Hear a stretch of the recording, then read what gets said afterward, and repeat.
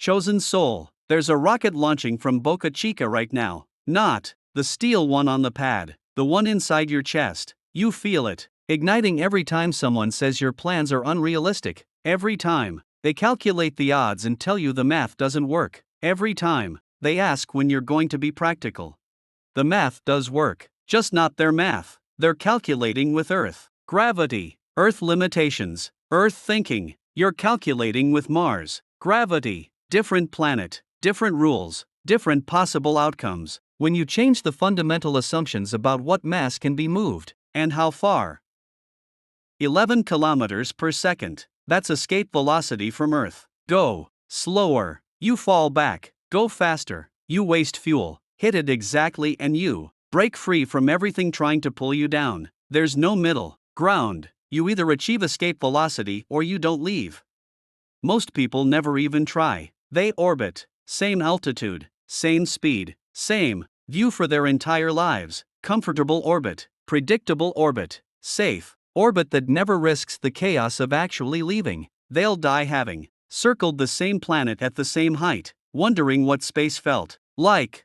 If you have the pioneer gene and you know you don't belong in this stagnant society, subscribe, and right here, type pioneer in the comments. Signal that you are ready to leave.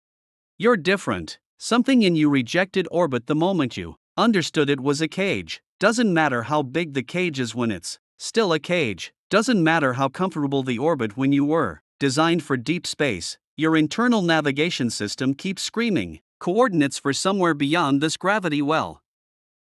Transmars injection burn. That's the moment when a spacecraft commits.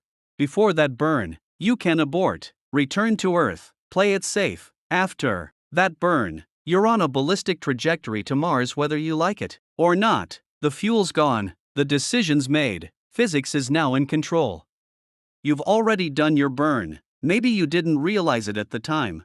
That decision that seemed small but changed the trajectory. That moment, you chose the uncertain path over the guaranteed one. That burn you can't take back. You're on approach to Mars right now. The only question is whether you trust the navigation or panic halfway and try to reverse course with fuel you don't have. Watch what everyone's investing in: real estate, retirement accounts, diversified portfolios that assume tomorrow looks like today with minor variations. They're building houses on a planet that might not matter in 50 years, hedging against risks that miss the actual existential questions. You're building rockets, not literally for everyone, but metaphorically, for all. Building systems that can survive in environments that don't exist yet. Skills that apply to problems not yet emerged. Relationships with people solving tomorrow's challenges, not yesterday's. You're optimizing for a future they can't see because they're using rear-view mirrors as telescopes. When SpaceX was starting, Boeing and Lockheed had the rocket market locked. Decades of government contracts, proven systems, established relationships. Why would anyone bet on a startup trying to land rockets on drone ships? Because the startup was solving for reusability while the incumbents were solving for quarterly earnings. Different game entirely. SpaceX builds everything: engines, avionics, structures, software. They don't outsource critical path items to vendors who might fail. They control the entire stack because Mars missions can't depend on supply chains that assume Earth logistics. You're doing the same thing, learning skills people say you should hire out, building capabilities others say to outsource, becoming vertically integrated as a human because you understand dependencies are vulnerabilities. When you're on Mars and something breaks, there's no calling a specialist. You fix it or you die. So you're learning to fix everything now. Entry, descent, and landing on Mars. 7 minutes of terror. The spacecraft hits the atmosphere at 12,000 miles per hour. Has to slow down to zero without crashing. Communication delay means Earth can't help. The spacecraft is autonomous. It lives or dies based on decisions made years earlier by engineers who will only know the outcome after it's already happened. You're in your 7 minutes of terror right now, that phase where everything you built is being tested by conditions you can't control. Where all the preparation either works or it doesn't. Where help can't arrive in time even if it wanted to. Where you're autonomous whether you feel ready or not.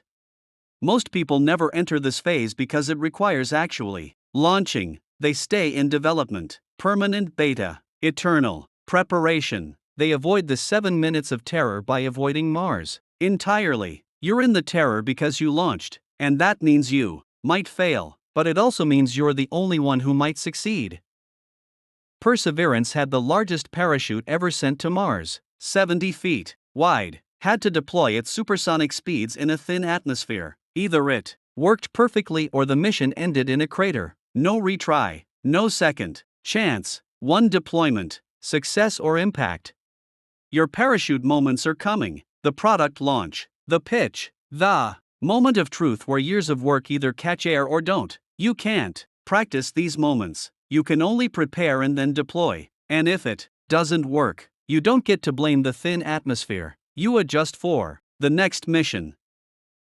Every kilogram matters in space. More mass means more fuel needed to move it. More fuel means more mass. The equation spirals. This is why rockets are mostly empty tank. This is why astronauts can't bring personal items. This is why every component gets scrutinized for weight reduction. Mass is the enemy of distance. Your life is the same equation. What are you carrying that adds mass without adding capability? Relationships that drain without refilling. Possessions that require maintenance without providing value. Habits that consume time without producing results. Beliefs that weigh you down without lifting you up. Everyone else is adding mass. Bigger houses they don't need. More stuff they don't use. Complex lives that require increasingly complex logistics to maintain. They're building cargo ships while you're building racing rockets. Every kilogram you shed is velocity you gain. Every attachment you release is altitude you achieve. The staging that leaves parts behind. Rocket stage. First stage burns and separates. Second stage ignites. Payload shroud jettisons. Each piece served its purpose then fell away. Not because it failed, because keeping it would prevent reaching orbit. Saturn V didn't take the first stage to the moon, it left it in the ocean. You're staging your life, leaving behind what got you here but can't get you there. Old identities, previous careers, past versions of yourself. They weren't wrong, they were stages, and stages separate. The people, confused by your evolution, don't understand orbital mechanics. They think you're abandoning what worked. You're shedding what's now dead. Wait. Mars has dust devils, spinning vortexes of dust that dance across the surface, not dangerous like Earth tornadoes, just visible manifestations of atmospheric dynamics. Ingenuity helicopter had to account for them. Rovers photograph them. They're part of the environment you navigate, not obstacles you fear. Your future has dust devils, small chaos, temporary disruptions, things that look threatening but are just atmospheric dynamics doing what atmospheric dynamics do. Most people see these and abort. You see them and adjust trajectory. Not every disturbance is a disaster. Some are just weather. Ingenuity wasn't designed to avoid dust devils, it was designed to fly in an environment where dust devils exist. There's a difference. One approach means waiting for perfect conditions that never come. The other means building systems robust enough to handle imperfect conditions that always exist. You're built for dust devils. Ingenuity flies itself, can't be piloted from Earth. Signal delay is too long. By the time mission control sees a problem and sends a correction, the helicopter already crashed or didn't. It has to see obstacles, make decisions, adjust course, all without asking permission or waiting for instructions. That's you, flying in an environment where advice arrives too late to matter, where mentors can't help because they've never flown here, where the manual doesn't exist because you're writing it. Every decision is autonomous. Every course correction is independent. Every landing is solo, not because you're arrogant, because physics doesn't care about consensus. SpaceX's Mars plan requires orbital refueling. Launch Starship, launch tankers, transfer propellant in orbit. Now you can go to Mars with full tanks without launching the fuel weight from Earth's surface. Game changer. Makes Mars economically possible instead of theoretically possible. You need orbital refueling too, not literal fuel, energy, momentum, resources. You can't carry everything you need from the start. You Launch with what gets you to orbit, then you refuel. Find the people who can transfer energy, the opportunities that reload resources, the experiences that replenish momentum. Orbital refueling is why the mission succeeds.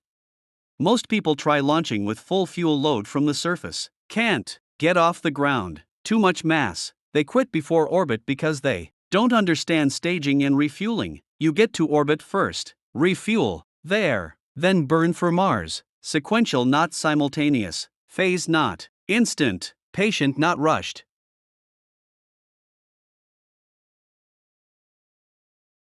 For every crewed Mars mission, multiple tanker flights precede it. Boring launches. Same trajectory. No passengers. Just fuel transfer. Nobody watches. Nobody cares. But without them, the sexy mission never happens. The tankers are the infrastructure of impossible. Your tanker missions are the unglamorous work nobody sees. The practice. The preparation. The skill building. The relationship developing. The resource accumulating. Boring. Repetitive. Essential. You're running tanker missions while they're waiting for one dramatic launch. When your crewed mission finally happens, they'll call it overnight success. Perseverance rover. The name isn't poetic. It's descriptive. Mars missions require perseverance at scales Earth missions don't. Curiosity has been operating since 2012. Opportunity lasted 15 years instead of 90 days. Spirit got stuck in sand and kept trying for months. Perseverance means you keep operating when operating seems pointless. You have this frequency. When others would quit, you keep sampling. When systems fail, you switch to backups. When dust covers your panels, you wait for wind. When wheels break, you drive backward. When memory corrupts, you operate on core functions. You don't stop because stopping is not programmed into your mission parameters. They don't comprehend this level of perseverance because their missions are short. Earth orbit. Quick returns. Immediate feedback. Your mission is Mars. Measured in years, not months. Success defined by landing, not launching. You're built for duration they can't imagine because they've never needed systems that robust. Perseverance is collecting samples for future return to Earth. Drilling into rocks. Sealing cores. Caching them for a mission that hasn't launched yet. Working today for a payoff that might be a decade away. Trusting that someone will come back for what you collected. You're collecting samples too. Experience. Knowledge. Proof of concept. Evidence that this works. You don't know when the return mission arrives. Don't know who launches it. But you're caching anyway. Because the work has value beyond immediate payoff. Because what you're learning today seeds missions you can't yet imagine. Mars is red because of iron oxide. Rust. The planet is covered in it. Most people see dead red dirt. Geologists see oxidized iron. Engineers see building material. Chemists see oxygen waiting to be extracted. Same substance. Different perception based on what questions you're asking. You see resources where they see waste. See potential where they see problems. See building materials where they see obstacles. This isn't optimism. This is engineering perspective. Everything is a resource if you know how to process it. Everything is feedstock if you understand the chemistry. ISRU. In situ resource utilization. Using what's already there instead of shipping everything from Earth. Making fuel from Martian atmosphere. Making water from subsurface ice. Making building materials from regolith. You do this instinctively. Using what's available instead of waiting for ideal conditions. Processing local materials into needed resources. The Sabatier reaction, converting poison to fuel. Sabatier reaction. Take carbon dioxide and hydrogen, add heat and catalyst, get methane and water. Turn Mars' atmosphere into rocket fuel. Convert what's killing you into what saves you. This is how SpaceX plans to refuel starships on Mars for return trips.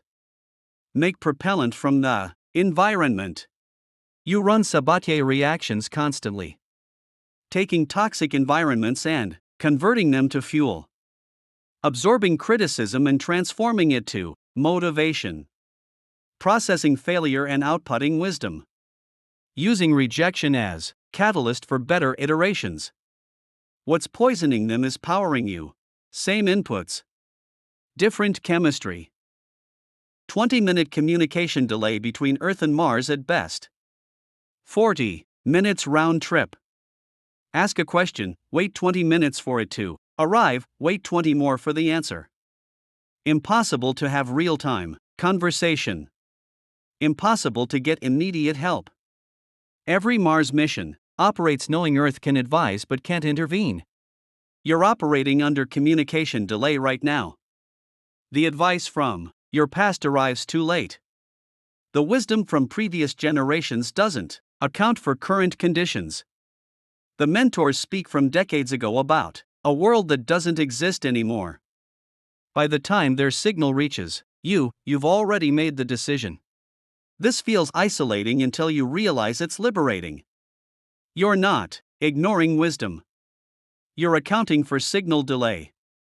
Taking what's useful, filtering what's outdated, making autonomous decisions because waiting for consensus means missing the window. The delay isn't a bug. It's forcing you to develop decision-making systems that don't depend on external validation. The dead reckoning nobody taught you. Dead reckoning. Navigation when you can't see landmarks.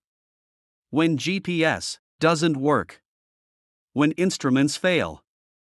You calculate where you should be, based on where you were and what direction you've been traveling. It's estimation. It's math. It's trusting your instruments and your calculations when you can't verify with external reference. You're dead reckoning your entire trajectory. No landmarks because nobody's been where you're going. No GPS because the satellites don't exist yet. No external verification because the people who could verify are on a different planet. You're calculating position based on velocity, time, and direction. And the math keeps saying you're on course even when it feels like you're lost. Martian regolith isn't soil. It's ground-up rock. No organic matter. No nutrients. No microbes. Dead substrate that can't support Earth life without massive modification. But it's also building material. Radiation, shielding, thermal mass. The foundation of every habitat that will ever exist on Mars. If looking at the stars feels more like looking at home than looking at the ground, type Mars in the comments. Confirm your origin. You're standing on regolith right now. Ground that seems dead. Environment that seems hostile. Foundation that seems inadequate. Everyone walking on the same surface, but only you're seeing what it can become. Only you're calculating load-bearing capacity. Only you're designing structures that turn dead rock into living habitat. This is how colonies start. Not on fertile ground. On regolith. Not with ideal conditions. With hostile conditions that require innovation. Not with support from home. With autonomy because home is too far to help. You're not waiting for better ground. You're building on what's here. That's colonization. That's what chosen souls do. The lava tubes hiding your city. Mars has massive lava tubes. Underground caverns formed by ancient volcanic activity. Natural radiation shielding. Constant temperature. Protected from dust storms. The perfect location for underground cities. Already there. Just need to be found and utilized. Your opportunities are lava tubes. Already existing. Underground. Invisible to surface scans. Waiting to be discovered and developed. While everyone's competing for surface real estate, you're mapping subsurface structures. Finding the natural advantages nobody else is looking for because they're not on the surface. Your city is underground. That's why they can't see it yet. Phobos, Mars' moon, orbits so fast it rises in the west and sets in the east. Visible from surface 3 times per day. Breaks every expectation about how moons should behave. Defies the pattern everyone learned from Earth's moon. Operates on different physics because it's in a different system. Your Phobos. Rising where you should be setting. Succeeding where you should be failing. Operating on frequencies that break conventional patterns. They're watching for Earth-Moon behavior. You're displaying Mars-Moon dynamics. Different rules. Different orbits. Different outcomes. When something doesn't follow expected patterns, observers have 2 choices. Conclude it's broken. Or conclude it's operating in a different system. They think you're broken. You know you're just Martian. And Martian physics permit things Earth physics don't. Like moons that rise in the west. Like chosen souls who succeed by doing everything backward. So keep launching. Keep staging. Keep refueling in orbit. Keep sampling regolith. Keep converting atmosphere to fuel. Keep navigating by dead reckoning. Keep operating autonomously. Keep building on bedrock. You'll be the first on Mars because Mars was never a destination. It was always a frequency. And you've been transmitting on it since before you knew what the signal meant. The landing is just making physical what was always metaphysical. Touchdown confirmed. Welcome to Mars. Your home. Mars Ascent Vehicle. The rocket that launches from Mars' surface back to orbit. Nobody's built one yet. But it's required. Because getting to Mars is half the mission. Getting off Mars is the other half. And that requires infrastructure that doesn't exist yet. A rocket built on another planet from resources gathered there. You're building your ascent vehicle right now. The systems that will lift you from where you land to where you need to be next. The capabilities that let you leave even successful missions when it's time to move. The resources you're gathering now that become propellant later. You're not just planning arrival. You're planning ascent. Most people never think about ascent. They focus entirely on landing, getting the job, starting the business, launching the product. Then, they're stuck. No exit velocity. No ascent vehicle. No way to leave even when the mission profile says it's time. You're different. You're building departure capability into arrival planning.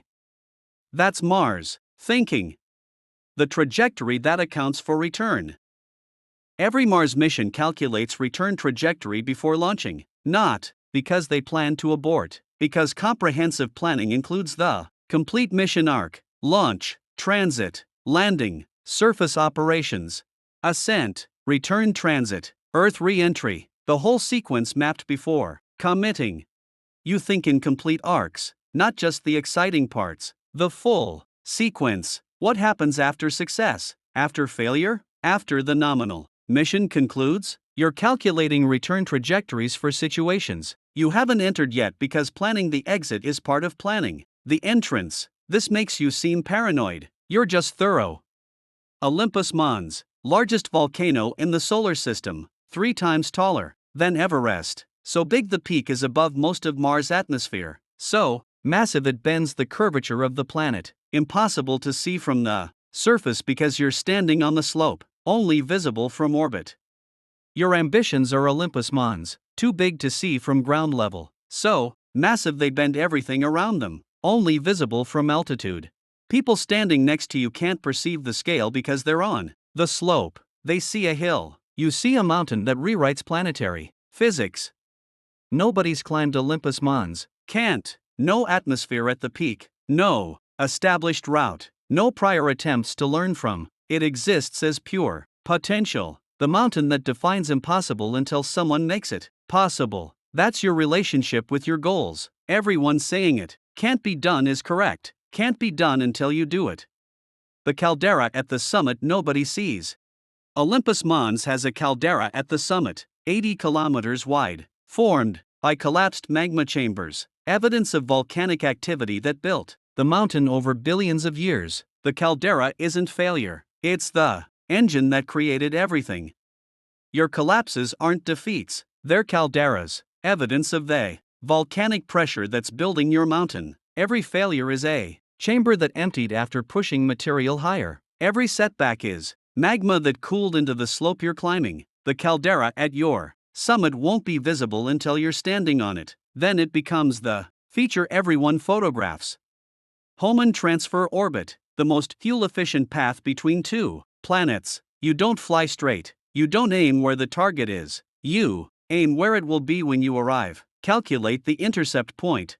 Burn at the optimal moment. Coast on the ellipse. Arrive exactly when physics predicts.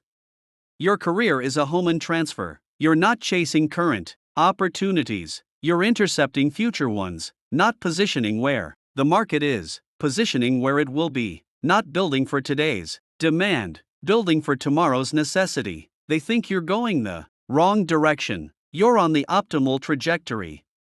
This requires patience they don't have. The transfer orbit looks wrong. Initially, you're moving away from the target. Velocity seems misaligned, but halfway through, everything clicks. The target moves into position. Your velocity matches. The intercept happens exactly as calculated. Hohmann transfers work every time if you trust the math and don't panic mid-orbit.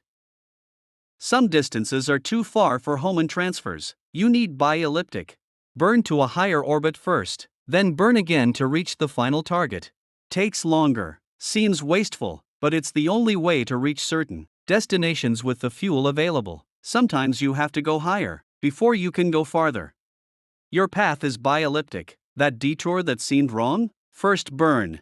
That elevated position that seemed excessive? Apoapsis. That waiting period that seemed wasteful? Coast phase. You're not lost. You're on a transfer orbit that reaches destinations Hohmann can't. The math is more complex. The trajectory is less intuitive. The arrival is more certain. Starlink isn't just internet satellites. It's infrastructure for Mars, communication, testbed for technologies, revenue stream funding bigger missions, constellation that proves you can mass-produce spacecraft. Every Starlink launch is practice for Starship. Every satellite deployed is iterating systems needed for Mars. Your side projects aren't distractions, they're Starlink infrastructure for the main mission, revenue supporting bigger goals, test beds for capabilities you'll need later, practice runs for the real launch. Every small win is iterating systems, every minor success is validating approaches. The constellation isn't the mission, it's enabling the mission. People criticize SpaceX for Starlink, say it distracts from Mars. They don't understand multi-purpose design. Starlink funds Starship development, tests autonomous systems, proves reusability at scale, generates cash flow for missions with decade-long payback periods. Your constellation is funding your colony. That's not distraction, that's strategy. Starlink operates in shells, different altitudes, different inclinations. Each shell provides coverage at different latencies. Redundancy across layers. No single point of failure. Constellation thinking instead of satellite thinking. System design at planetary scale. Your skills are shell architecture, multiple layers, different functions, redundant capabilities. No single point of failure. While they're deep specialists, you're building constellations. When one shell fails, others compensate. When conditions change, you adjust orbital parameters. You're not a satellite, you're a self-deploying network. Raptor engine, full-flow staged combustion, most complex rocket engine ever mass-produced. Every drop of propellant goes through pre-burners before main chamber. Maximum efficiency, maximum complexity, maximum performance. Everyone said it was too hard to manufacture. SpaceX builds them by the hundreds. You're running full flow staged combustion in your life, using every experience, processing every input through multiple stages before final output, extracting maximum energy from every resource. People say your approach is too complex, too many variables, too much optimization, but you're achieving efficiency they can't match with their simple cycles. Simple engines are easier to build. Raptor is harder, but Raptor gets to Mars. Simple engines don't. Complexity isn't the problem when complexity enables the mission. Your intricate systems aren't overthinking, they're full flow staged combustion, and that's why you'll reach orbit while simpler approaches stay grounded. Raptor's turbopumps operate at pressures that melt most materials. Engineers said it couldn't be done. Conventional wisdom said different approaches were safer. SpaceX did it anyway because Mars requires performance that safe approaches can't deliver. Sometimes you need pressures that break normal components. You're operating at impossible pressure, workload that would break normal people, stress that exceeds conventional limits, pace that melts standard approaches. You're not superhuman, you're just built from different materials, tested at different pressures, designed for different missions. The pressure isn't destroying you, it's proving you can handle Mars. Vias Marineris, 4,000 kilometers long, 7 kilometers deep, would stretch across the United States, makes Grand Canyon look like a crack in the pavement, formed by tectonic stress when Tharsis bulge formed, evidence of planetary scale forces that shaped Mars over billions of years. Your challenges are Vias Marineris, so massive they dwarf anything normal people face, so deep they have their own weather systems, so long they define the landscape. People look at your obstacles and can't comprehend the scale, they'd give up immediately. You're mapping routes through terrain that shouldn't be navigable. But here's what they miss: Vias Marineris wasn't created by catastrophe, it was created by growth, by the Tharsis bulge rising, by the planet's crust stretching and cracking from internal pressure. Your canyon isn't evidence of damage, it's evidence of something massive growing underneath. The crack is the feature, the bulge is the story. Vias Marineris walls expose geological history, layers of rock showing billions of years of Martian evolution, each stratum telling a story, each color marking an era. Scientists study it to understand how Mars changed from wet to dry, from thick atmosphere to thin, from possibly habitable to definitely hostile. Your struggles expose your layers, every challenge cuts deeper, revealing history nobody else can see. They judge your surface, you know, your strata. Each layer represents an era you survived, each color marks a transition you navigated. The canyon in your life isn't hiding your history, it's displaying it, and when you cross it, you'll understand your own geology better than anyone who stayed on flat ground.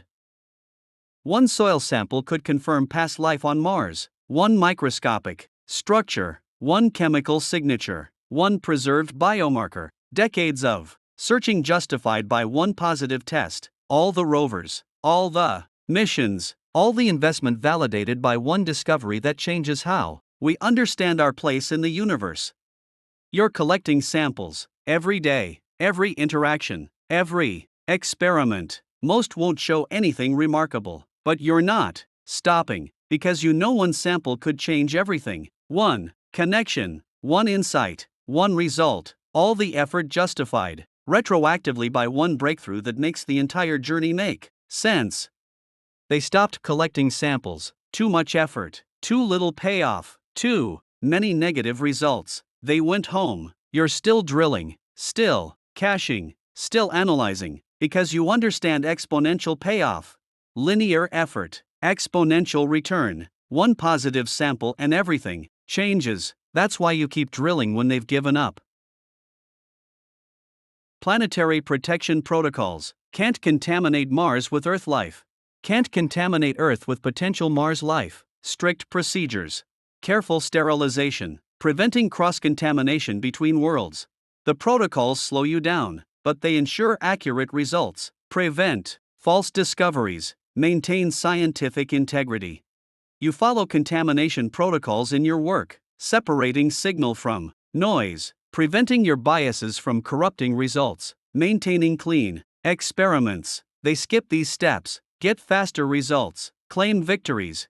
But their victories are contaminated. Your slower, cleaner approach produces data you can trust, results that hold up under scrutiny, discoveries that survive peer review. You'll be the first on Mars because first isn't about arrival time, it's about arrival capability. It's about building systems that work in alien environments. It's about maintaining life support when everything wants you dead. It's about producing oxygen from poison. It's about seeing mountains in hills and resources in dust. It's about operating autonomously when help is too far away. It's about burning full flow when simple would be easier. It's about crossing canyons that stop everyone else. It's about collecting samples when results seem impossible. You're not racing to Mars, you're becoming Martian. And Martian is what survives when Earth conditions end. Mission control to Chosen Soul, your trajectory is nominal. All systems green, propellant reserves adequate, life support stable, communication link established. You are go for Mars orbital insertion. Chosen Soul to mission control, roger that. Commencing deceleration, burn, transitioning to autonomous landing sequence. All pre-landing checklists complete. Heat shield deployed. Entry interface in 30 seconds. This is it. The moment every calculation pointed toward, every training session prepared for, every sacrifice made sense of. You're not hoping it works. You're confirming what mathematics already proved. The landing is inevitable, not because it's easy, because the physics align, because the engineering holds, because chosen souls don't arrive by accident. They arrive by trajectory. Touchdown. Mars base Alpha established. First footprint on red soil. First words from another world. First human settlement beyond Earth. You're not visiting Mars, you're becoming Mars. And from here, you'll launch the next missions, guide the next arrivals, build the infrastructure for colonies you won't live to see complete. Because that's what first means. Not first to stand here, first to make here survivable for everyone coming after. Welcome home, chosen soul. The real work starts now. You have the gene, now you need the plan to prepare for the biggest leap of your life. Click the video on your screen right now.